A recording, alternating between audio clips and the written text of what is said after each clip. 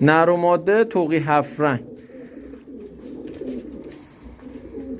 این کمخاله توقش پر میشه، نرم هست. این یکی ماده است، یه چند تا پر غلط روی کتش داره. جفتشون هم پرشی. نره به شرط اینکه توقش پر بشه، ماده هم به شرط تخم و پرش. رو کتش هم چند تا غلط داره.